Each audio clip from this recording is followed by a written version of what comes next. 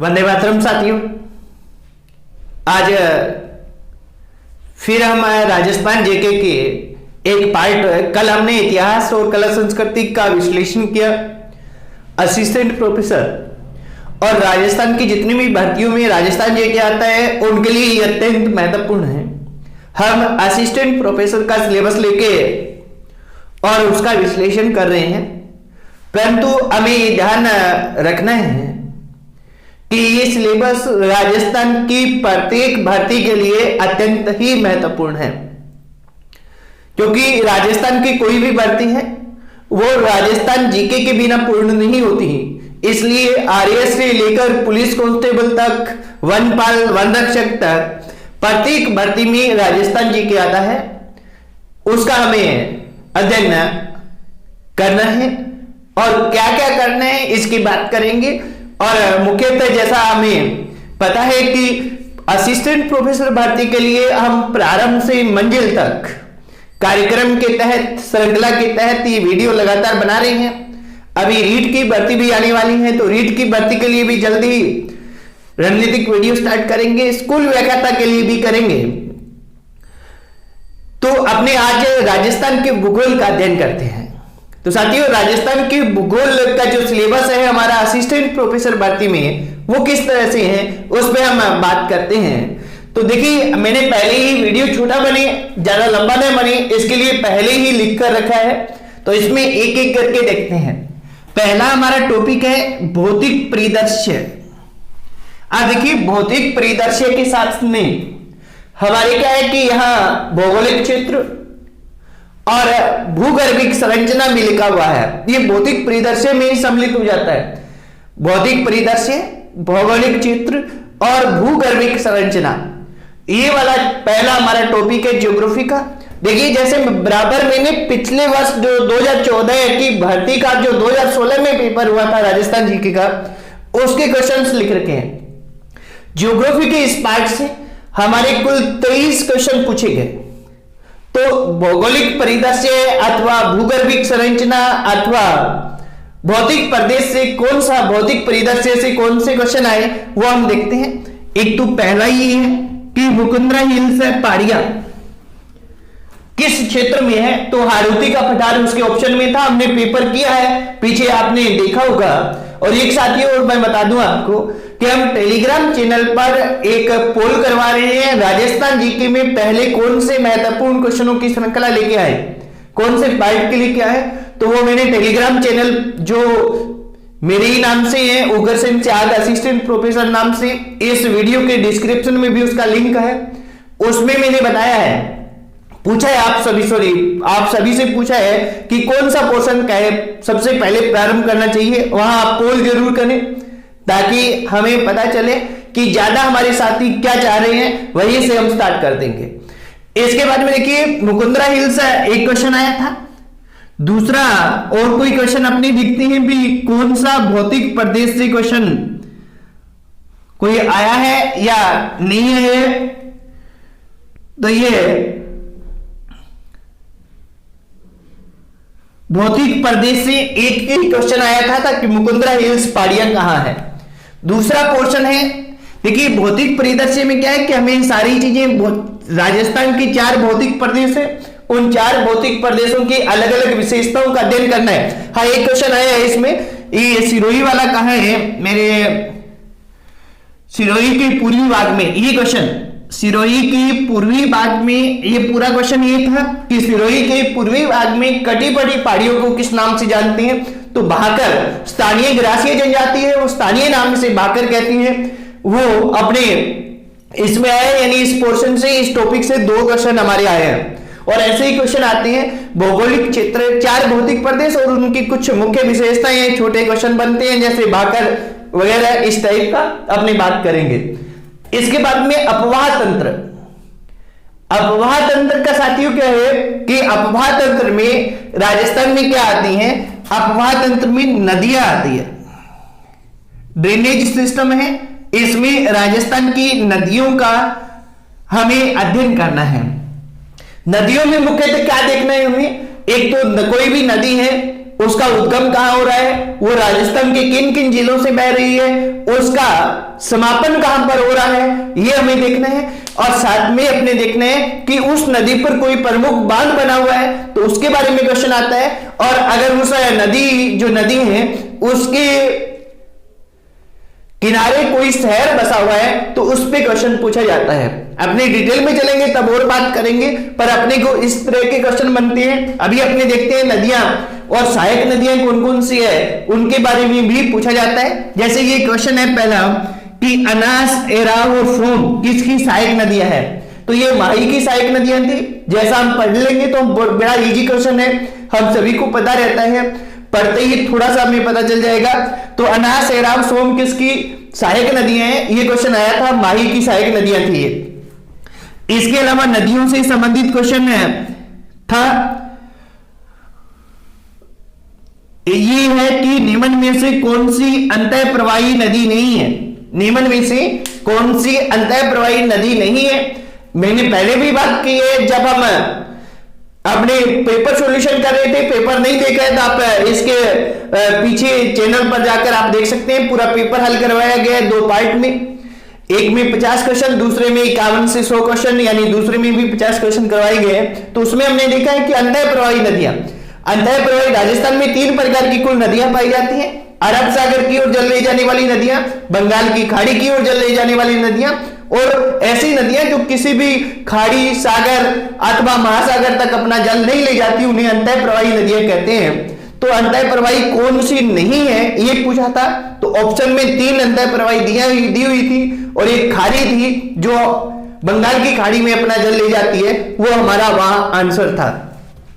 तो इस तरह से ये नदियों का क्वेश्चन, और नदियों के साथ में ही एक क्वेश्चन हम ये जोड़ सकते हैं कि जल संरक्षण की निम्न में से कौन सी परंपरागत विधि नहीं है।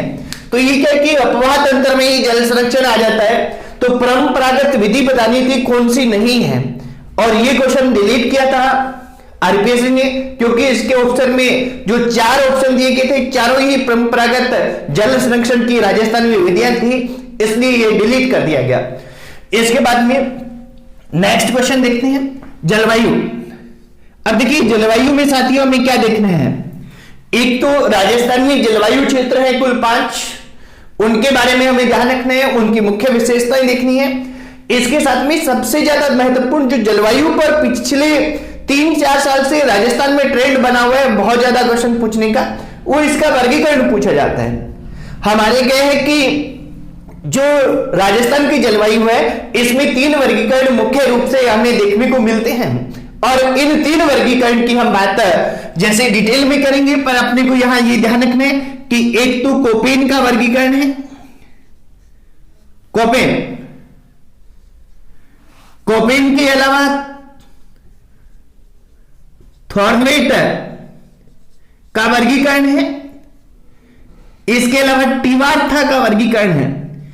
ये 3 वर्गीकरण है, इन 3 वर्गीकरण में हमें देखना है कि राजस्थान को कितने भौतिक प्रदेश में विभक्त किया गया है, सभी में 4 में किया गया है, और कौन से क्षेत्र को किस सांकेतिक अक्षर से दिखाया गया है, ये उसमें अपने को ध्यान रखना होता है। इसमें अपने क्वेश्चन करेंगे तब अपने को पता चलेगा कि किस तरह से आते हैं। ये 3 वर्गीकरण अत्यंत महत्वपूर्ण रहते हैं जलवायु में। तो जलवायु पर क्वेश्चन, और वर्षा के आधार पर, मानसून के आधार पर भी क्वेश्चन आते हैं। राजस्थान में जो मानसून रहता है वो 3 मुख्यतः मानसून है जिनसे वर्षा होती है राजस्थान में, एक अरब सागर का मानसून, 2 बंगाल की खाड़ी का मानसून, और तीसरा है पश्चिमी विक्षोभ, या उसे कहते हैं भूमध्य सागरीय मानसून। पश्चिमी विक्षोभ अथवा भूमध्य सागरीय मानसून वो रहता है। तो ये सभी, इस टॉपिक से कौन सा क्वेश्चन आया था वो हम देखते हैं, इस टॉपिक से कोई क्वेश्चन आया है या नहीं आया है। हमारा क्या है टॉपिक, ये देखिए, ये क्वेश्चन था शीतकालीन वर्षा का कारण है, ये क्वेश्चन था। तो शीतकालीन वर्षा का जो कारण था, वो शीतकालीन वर्षा का कारण क्या था, शीतकालीन वर्षा का कारण था पश्चिमी विक्षोभ, वो ऑप्शन में था, और अपने पेपर देखेंगे तब आप देखना, और उसमें शीतकालीन वर्षा का कारण पूछा हुआ था, वो इस टॉपिक से हमारे क्वेश्चन इसमें आया था, शीतकालीन वर्षा वाला। इसके बाद में हम नेक्स्ट टॉपिक पर चलते हैं। अब देखिए ये टॉपिक दो हैं, अलग अलग लिखे हुए हैं, एक तो प्राकृतिक वनस्पति और एक ये हमारे सिलेबस में है वन्य जीव एवं जैव विविधता। ये जो दोनों टॉपिक है साथियों, ये एक साथ ही पढ़े जाते हैं, यानी वन एवं वन्य जीव अभयारण्य राष्ट्रीय उद्यान जो राजस्थान में है, वन संबंधी नीतियां हैं, उन पे ये क्वेश्चन आता है। तो यहां अपने ध्यान रखेंगे कि ये क्वेश्चन टॉपिक एक साथ पढ़ा जाता है, वन्य जीव और जैव विविधता और प्राकृतिक वनस्पति। प्राकृतिक वनस्पति में इसमें क्या है कि तुम मरु उद्यान है यानी अभयारण्य है, राष्ट्रीय उद्यान है, अभयारण्य है, मरुवन है, जंतुआलय है 5 राजस्थान में, कुछ आखेट निषिद्ध क्षेत्र है उनके बारे में पूछा जाता है 1 नंबर। 2 इसमें वन रिपोर्ट पूछी जाती है, वन रिपोर्ट में कौन से जिले में कितने वन है, सर्वाधिक वाला न्यूनतम वाला, ये अपने को ध्यान रखना होता है। तो सर्वाधिक न्यूनतम वाला पूछा जाता है, ये हम ध्यान रखेंगे, ठीक है। और इसके अलावा इससे संबंधित कुछ एक वनस्पतियां पाई जाती है, जैसे कत्था है, तेंदुआ पत्ता है, सेवण घास है, ठीक है। इस तरह से वनस्पति के बारे में पूछ लिया जाता है। खसखस घास है, कहां पाई जाती है, किस क्षेत्र में पाई जाती है, उसकी कोई विशेषता है तो वो मुख्यतः पूछी जाती है। ये ट्रेंड राजस्थान में रहता है, जब हम डिटेल में बात करेंगे तब हम पढ़ेंगे, पर मोटे तौर पर इस टॉपिक से इस तरह के क्वेश्चन आते हैं। तो इस क्वेश्चन में एक तो ये क्वेश्चन आए हैं कि कत्था उत्पादक जिले हैं, तो इसके ऑप्शन में था चित्तौड़गढ़ और उदयपुर। तो चित्तौड़गढ़ और उदयपुर जिले हैं वो कत्था उत्पादन में सर्वाधिक उत्पादन करने वाले जिले रहे हैं, तो ये चित्तौड़गढ़ और उदयपुर जिले रहते हैं, ठीक है। दूसरा है राष्ट्रीय मरु उद्यान का अन्य नाम क्या है, ये भी इसी इन दोनों टॉपिक में आता है। राष्ट्रीय मरु उद्यान का अन्य नाम इसके ऑप्शन में था जीवाश्म उद्यान। यहां राष्ट्रीय मरु उद्यान जो जैसलमेर बाड़मेर जिलों में फैला हुआ है, इसमें एक आकलवुड फॉसिल्स पार्क नाम से जीवाश्म उद्यान है, उसका नाम तो आकलवुड फॉसिल्स पार्क था, जबकि वो एक जीवाश्म उद्यान है, तो ऑप्शन में जीवाश्म उद्यान था। तो राष्ट्रीय मरु उद्यान का दूसरा नाम क्या है, जीवाश्म उद्यान भी इसके नाम से जान सकते हैं, जाना जाता है ये क्वेश्चन। इसके अलावा ये क्वेश्चन था कि वर्ष 2011-12 में सर्वाधिक वन क्षेत्र किस जिले में पाया जाता है, ये भी यहीं से क्वेश्चन आया था। तो ये वन रिपोर्ट आती है प्रत्येक 2 साल बाद में, द्विवार्षिक होती है, उसके आधार पर आपको करंट इश्यू में ये देखना है कि कौन से जिले में सर्वाधिक वन क्षेत्र पाया जाता है। इसके बाद में ये क्वेश्चन था कि वानिकी एवं जैव विविधता परियोजना का कौन सा उद्देश्य नहीं था। अब वानिकी एवं जैव विविधता परियोजना के कौन कौन से उद्देश्य हैं वो हमें पता रखना था, और उसमें बाढ़ नियंत्रण एक था जो उसका उद्देश्य नहीं था, तो वो वहां हमारा उत्तर बना था। इसके अलावा अगर नीचे देखें तो नीचे बस ये 4 क्वेश्चन है, कथा, राष्ट्रीय मरु उद्यान, वन क्षेत्र और वानिकी परियोजना, ये 4 इन दोनों टॉपिक से आए हैं, यानी वन एवं वन्य जीव अभ्यारण्य से ये 4 क्वेश्चन बने हैं। इसके बाद में मृदा संसाधन, ये साथियों जितने भी अपने टॉपिक है उन में सबसे छोटा टॉपिक है, या मैं ये कह दूं कि ये मात्र 1.5 पेज का टॉपिक है, तो यही है। और यहां से एक क्वेश्चन 100% आएगा और एक ही आएगा, ये ध्यान रखना है कि इससे क्या है, एक क्वेश्चन 100% आना है और एक ही आना है, पर 1.5 पेज का है, इसलिए बहुत ही अच्छे से इसको बार बार हमें पढ़ लेना है। तो ये जैसे मृदा पर क्वेश्चन आते हैं, मृदा की एक सारणी बनती है, और ये कितनी मृदाएं हैं, लगभग 10 मृदाएं राजस्थान में पाई जाती है। कौन सी मृदा किस क्षेत्र में पाई जाती है, एक तो ये क्वेश्चन बनता है कि कौन सी मृदा है वो किस क्षेत्र में पाई जाती है, एक क्वेश्चन ये बनता है। प्लस क्या है कि अगर कोई विशेष मृदा है, जैसे काली मृदा है, किस फसल के लिए उपजाऊ है, कपास के लिए है, वैसे ही और अन्य कोई भी मृदा है उसका कोई विशेष गुण है, कोई एक आध मृदाएं पाई जाती है तो वो उसका पूछा जाता है, बाकी क्षेत्र मुख्यतः पूछा जाता है। जैसे हमारा पिछला जो पेपर था, इस पेपर में हमसे पूछा गया था मृदा से संबंधित, तो ये लाल लोह मृदा किस क्षेत्र में पाई जाती है, तो डूंगरपुर बांसवाड़ा इसका क्षेत्र था, तो इस क्षेत्र में ये पाई जाती है लाल लोह मृदा। तो ये क्वेश्चन आया था इस टॉपिक से, तो ये छोटा टॉपिक है। इसके बाद में खनिज संसाधन, अब देखिए खनिज संसाधन है, इस खनिज संसाधन से दो तरह के क्वेश्चन पूछे जाते हैं मित्रों। एक तो कोई भी खनिज संसाधन सबसे ज्यादा कहां उत्पादित होता है, या इसके साथ साथ में अपने को यह ध्यान रखना है कि खनिज संसाधन है उसके प्रमुख क्षेत्र कौन कौन से हैं। राजस्थान में क्या है, प्रमुख खनिज आदर्श ये कौन कौन से है मैं बताऊंगा आपको, जैसे ये अपने डिटेल में अध्ययन करेंगे, बाकी शॉर्ट रूप में फटाफट आपको बता देता हूं। जैसे रॉक फॉस्फेट है, जिप्सम है, सीसा जस्ता है, तांबा है, इस तरह के खनिज है, चूना पत्थर है, ये खनिज के अभ्रक है, इन पे बार बार क्वेश्चन आते हैं और साथ आती है उनको मैं बहुत अच्छे से आपको बता दूंगा क्लास में। जैसे ही अपनी क्लास स्टार्ट करेंगे, अपने अभी विश्लेषण कर रहे हैं, तो यहां क्या है कि प्रमुख खनिज सर्वाधिक उत्पादन कहां होता है और प्रमुख खनिज क्षेत्र कौन से हैं, उस खनिज के उत्पादन वाले कौन कौन से क्षेत्र हैं, वहां से मिलान भी कई बार आ जाता है, क्योंकि यहाँ खाने कुछ एक प्रसिद्ध है हमारी, तो उन खानों के नाम से आ जाता है भी इस खान से कौन सा खनिज निकाला जाता है, इस जिले से कौन सा निकाला जाता है, इस तरह के क्वेश्चन आते हैं। तो हमारे यहाँ पिछले पेपर में एक तो ये आया था डेगाना खान, ये डेगाना खान है, ये भारत की सबसे बड़ी टंगस्टन उत्पादन वाली खान, पर इसमें सीधा क्वेश्चन ये आया था कि डेगाना से किस खनिज का खनन किया जाता है, तो ये किसका किया जाता है, टंगस्टन का। भारत की सबसे बड़ी टंगस्टन उत्पादक खान है डेगाना, नागौर में। इसके अलावा खनिज से संबंधित ये सर्वाधिक जिप्सम, ये डिलीट हुआ था कि सर्वाधिक जिप्सम का उत्पादन कहां होता है, तो साथियों यहां ध्यान रखना है कि सर्वाधिक जिप्सम का उत्पादन नागौर में होता है, परंतु उस समय जो हमारे चारों ऑप्शन दिए गए थे उनमें नागौर कहीं नहीं था, इसलिए ये क्वेश्चन डिलीट करना पड़ा था आरपीएससी को, तो ये क्वेश्चन डिलीट कर दिया गया था। तो ये दो ही क्वेश्चन है इससे संबंधित, खनिज से संबंधित, ऐसे ही दो ही क्वेश्चन बनने की और संभावना रहती है, ये बनेंगे और इनके क्षेत्र और प्रमुख खाने हैं उन पे क्वेश्चन आधारित रहेगा, तो उन पे जोड़ दें आप। इसके साथ ही खनिज संसाधन के बाद में अगला टॉपिक है जनसंख्या। अब देखिए जनसंख्या है, इस जनसंख्या से दो क्वेश्चन आएंगे मित्रों। कुछ टॉपिक ऐसे होते हैं जो हमें परीक्षा से पूर्व दोहराने होते हैं, यहां अपने ध्यान रखना है कि कुछ एक टॉपिक जैसे आभूषण है, जनसंख्या है, खनिज के प्रमुख क्षेत्र हैं, इस तरह की मृदा है उसके प्रमुख क्षेत्र हैं, ये हमें ज्यादा याद नहीं रहते, तो हम क्या है कि रूटीन में पढ़ते हैं, तब आप पढ़ते जाइए, उनमें अंडरलाइन कर लीजिए, इंपॉर्टेंट जो लगते हैं उन्हें देख लीजिए।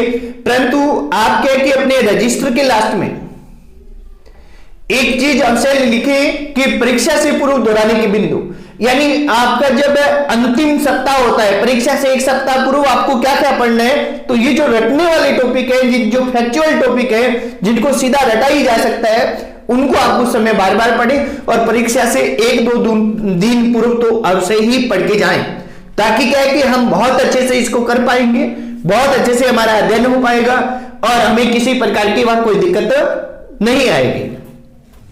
इसे देखिए जनसंख्या से संबंधित क्वेश्चन क्या आए थे, जनसंख्या से संबंधित ये तो सर्वाधिक 10 की वृद्धि दर किस दशक में रही थी, तो ये 1981 का दशक था, उसमें रही थी, ऑप्शन में था। और देखते हैं कोई क्वेश्चन आया है या नहीं। ये आया था दूसरा क्वेश्चन कि नगरीय जनसंख्या राजस्थान में कितने प्रतिशत है, तो यार नगरीय जनसंख्या वो 24.90% थी, तो ये अपना उत्तर था, यानी इस टॉपिक से दो क्वेश्चन आए थे। इसके बाद में नेक्स्ट क्वेश्चन टॉपिक था पशुधन एवं मत्स्य पालन। पशुधन एवं मत्स्य पालन है, तो पशुधन है, इस पे नई जो पशुगणना के आंकड़े हाल ही में जारी हुए, हालांकि जो 20वीं पशुगणना होती है वो 2017 में होती है, राजस्थान में 1919-20 से पशुगणना हो रही है, पहली बार 1919-20 में हुई थी, उसके बाद अब तक कुल 20 पशुगणनाएं हो चुकी हैं, और ये 20 पशुगणना है, ये प्रत्येक 5 वर्ष बाद में होती है। राजस्व विभाग इसको आयोजित करता है, ये विभाग भी पूछा जाता है कई बार, राजस्व विभाग आयोजित करता है। अभी 2017 में 20वीं पशुगणना जो आयोजित हुई थी उसके आंकड़े हाल ही में जारी किए गए, बहुत लेट जारी किए गए हैं, इसलिए इसके आधार पर क्वेश्चन पूछे जाएंगे। तो ये क्या है कि ये अपने को पशुगणना कहां मिलेंगे, ये आर्थिक समीक्षा में मिल जाएगी, और जो नई कोई भी गाइड आ रही है मार्केट में उसमें आ रही है, वहां से हमें मिल जाएगी साथियों। तो वहां अपने ध्यान रखने पशुधन और मत्स्य पालन।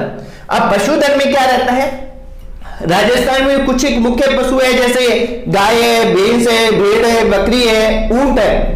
ऊंट राजस्थान में सर्वाधिक सबसे अधिक संख्या में पाया जाता है। ऊंट भारत में सबसे अधिक राजस्थान में ही मिलता है। तो ये जो पशु है, इन पशुओं की नस्लें हैं और वो नस्लें किस क्षेत्र में पाई जाती है, इस पे क्वेश्चन बनती है। कौन कौन सी नस्लें और वो नस्लें मुख्यतः क्या क्षेत्र विशेष में पाई जाती है, तो कौन कौन से क्षेत्र में पाई जाती है, इन पे क्वेश्चन पूछे जाते हैं। तो इसको आप ध्यान रखेंगे अच्छे से। और अगर नस्लें और कौन कौन सी नस्लें किस पशु की है और वो नस्लें किस क्षेत्र में पाई जाती है, ये दो चीजें हम ध्यान रख लेंगे तो पूरा पूरा कवर होने की संभावना रहती है। कभी कभार राजस्थान जीके में ये देखा गया है कि जो पशु है उनमें कोई विशेष रोग पाया जाता है किसी भी पशु में, तो जैसे सर्रा रोग है ऊंट में पाया जाता है, इसी तरह से कोई विशेष रोग पाया जाता है, रानीखेत रोग है मुर्गी में पाया जाता है, तो वो रोग पूछ लिया जाता है। कभी कभार ऐसा होता है, बाकी इस पे आधारित ये क्वेश्चन रहते हैं। जैसे पशुओं की बात करें तो ये क्वेश्चन आया कि ऊंट की निम्न में से नस्ल कौन सी है, तो ऑप्शन में गुर्रा था, उस समय गुर्रा नस्ल थी। इसके अलावा यहां भेड़ की नस्ल के बारे में पूछा गया कि निम्न में से भेड़ की कौन सी नस्ल नहीं है, तो उसमें क्या कि 3 नस्लें भेड़ की दी हुई थी, एक मालवी दी हुई थी जो गाय की नस्ल थी, तो वहां वो गाय की नस्ल थी, तो वहां से क्वेश्चन पुटअप हुआ है। ये दोनों ही नस्लों के क्वेश्चन आ गए।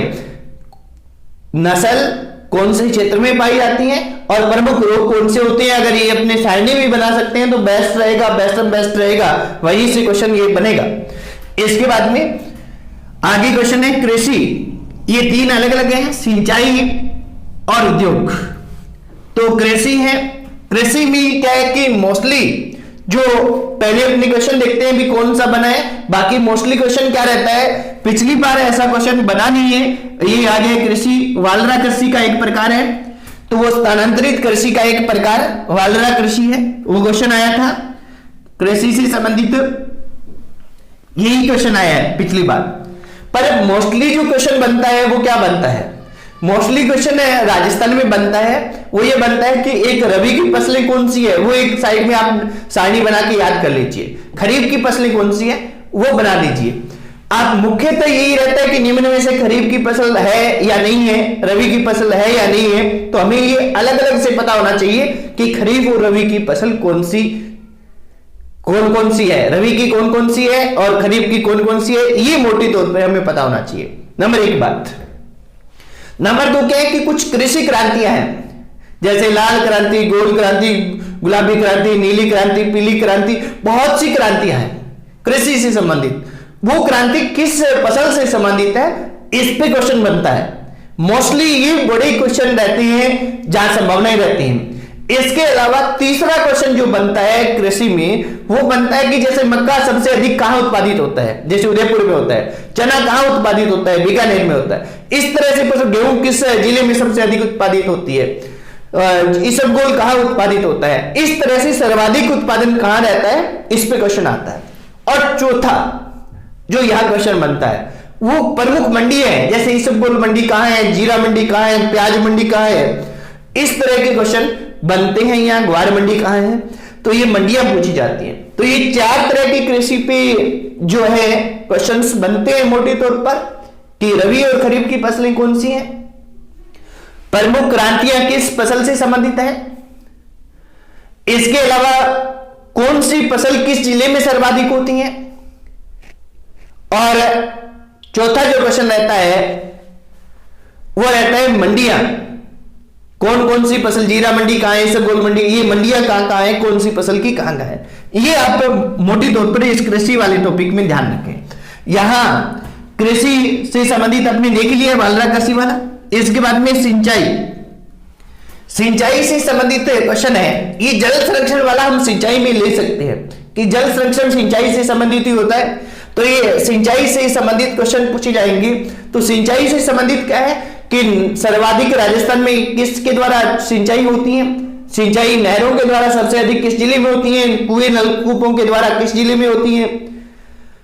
मुख्यतः राजस्थान में वर्षा पर आधारित फसलें रहती हैं, तो यहां इस तरह के क्वेश्चन पूछे जाते हैं भी कौन सी सिंचाई कहां, किन जिलों में सबसे अधिक सिंचाई होती है, सिंचित क्षेत्र किस जिले में सबसे अधिक पाया जाता है, सिंचित क्षेत्र सबसे कम किस जिले में पाया जाता है, ये रहता है। इसके अलावा प्रमुख सिंचाई परियोजनाएं हैं राजस्थान की, वो किस नदी पे बनी हुई है, अगर अंतर्राज्यीय हैं, कुछ एक अंतर्राज्यीय भी है, अंतर्राज्यीय है तो राजस्थान का उसमें कितना हिस्सा है, इस पर क्वेश्चन पूछे जाते हैं मित्रों।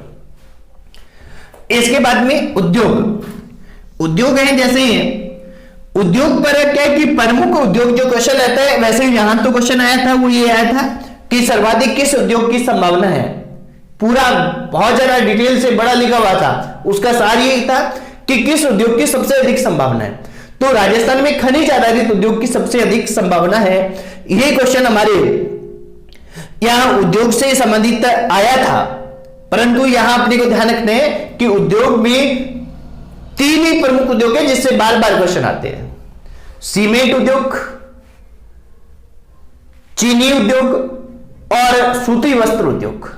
सीमेंट उद्योग, चीनी उद्योग और सूती वस्त्र उद्योग है, इन्हें आप अच्छे से पढ़ लेंगे तो बहुत ज्यादा संभावना बन जाएगी कि आपका क्वेश्चन वहीं से बने। प्रतियोगी परीक्षाओं में यही रहता है राजस्थान में, हालांकि थोड़ा बहुत उसके बाद चौथा आपने कहे तो कांच उद्योग आता है, और उसके बाद कुछ एक उद्योग डायरेक्ट नाम पूछे जाते हैं कि ये उद्योग कहां है, जैसे टायर ट्यूब का कारखाना कहां है, कांकरोली राजसमंद में,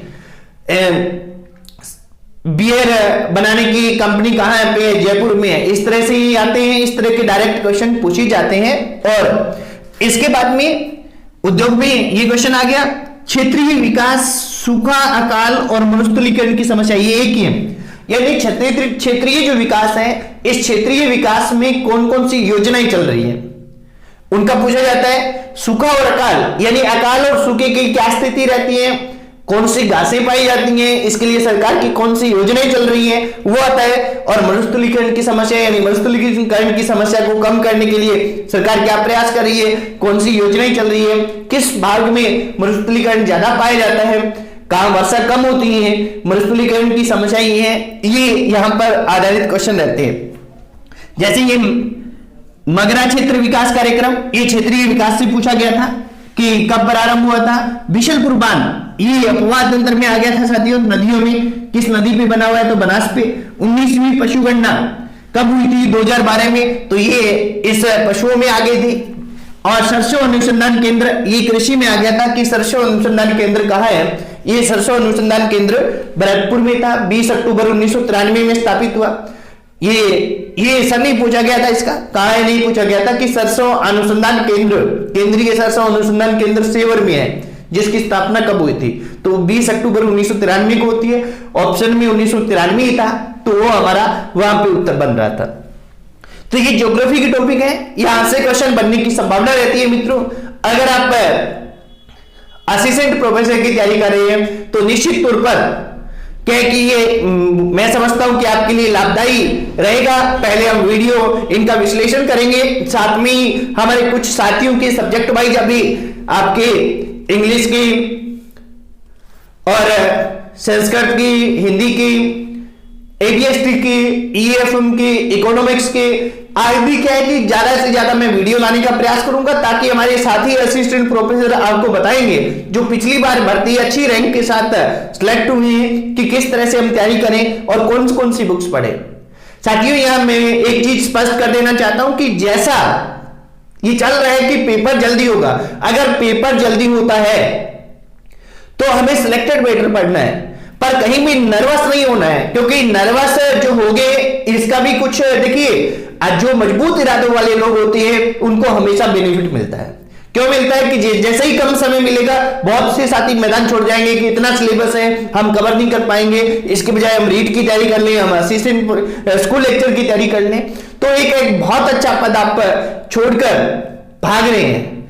आपको भागना नहीं है, निश्चित तौर पर आप तैयारी कीजिए, पर सिलेक्टेड मैटर कीजिए। कम है तो थोड़ा मैटर करना है, पर उसी को बार बार पढ़ना है। क्या करना है उसको मैं बार बार आपको बताता रहूंगा। मेरा प्रयास रहेगा कि सभी साथियों को मैं अधिकतम लाभ पहुंचा सकूं और अगर आपको ये लगता है कि हमारे साथियों के लिए जो असिस्टेंट प्रोफेसर की तैयारी कर रहे हैं उनके लिए ये वीडियो लाभदायक है, तो अपने साथियों के साथ, अपने मित्रों के साथ आप शेयर करिए, ताकि ज्यादा से ज्यादा लोगों तक हम पहुंच सके, और विशेषकर उन लोगों तक पहुंच सके जिनका हमारा मकसद है कि गांव ढाणी में बैठा हुआ व्यक्ति जो कहीं ऊंचे बड़े बड़े कोचिंग संस्थान में कोचिंग नहीं कर सकता, केवल सेल्फ स्टडी कर सकता है, और अगर वो असिस्टेंट प्रोफेसर बनता है तो उसके जीवन की दशा और दिशा में परिवर्तन हो जाए, यही हमारा मूल उद्देश्य है। तो मेरा सभी से निवेदन है कि आप सभी साथियों तक वीडियो पहुंचाएं ताकि हम अपने मिशन में कामयाब हो।